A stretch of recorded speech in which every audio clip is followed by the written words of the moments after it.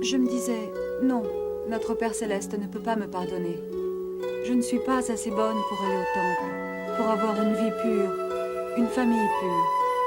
Et je croyais réellement que c'était ce que notre Père Céleste pensait de moi. J'étais complètement désemparée. Puis je suis allée parler à mon évêque. Alors je me suis rendu compte que je n'étais pas un cas désespéré. On peut faire quelque chose. On peut retrouver sa confiance en soi et son respect de soi. Spirituellement, vous êtes de noble naissance. Vous êtes enfant du roi des cieux.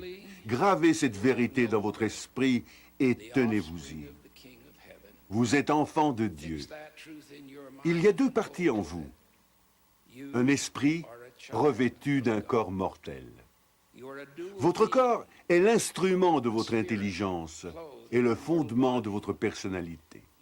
N'ingérez rien qui puisse nuire à votre intelligence et à votre esprit. Tout ce qui crée une dépendance est dangereux. Votre corps a le pouvoir d'engendrer la vie, de participer à la création. La seule expression légitime de ce pouvoir se trouve dans l'alliance du mariage. Son utilisation digne est la clé de votre bonheur. N'utilisez pas ce pouvoir prématurément, ni avec n'importe qui. Vous disposez d'un système d'alarme intégré à votre corps et à votre esprit. Dans votre corps, c'est la douleur. Dans votre esprit, c'est la culpabilité ou la douleur spirituelle. La douleur et la culpabilité ne sont pas agréables. Et à dose excessive, elles peuvent être destructrices. Mais elles constituent une protection, car elles lancent l'avertissement « Ne recommence pas ». Apprenez à prêter attention à l'alarme spirituelle en vous. Si vous le faites, il vous arrivera tout de même de faire quelques erreurs.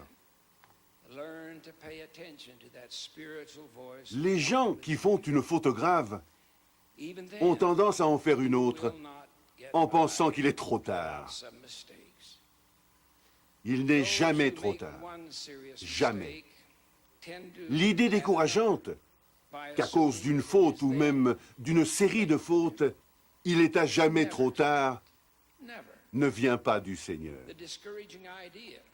Il a dit que si nous nous repentons, non seulement il nous pardonnera nos transgressions, mais il les oubliera et ne s'en souviendra plus. Jamais. Not only will he forgive us our transgressions, but he will forget them and remember them no more. Ton regard est-il troublé? Ton cœur est-il incertain? Par le mensonge es-tu lié? Tes espoirs sont-ils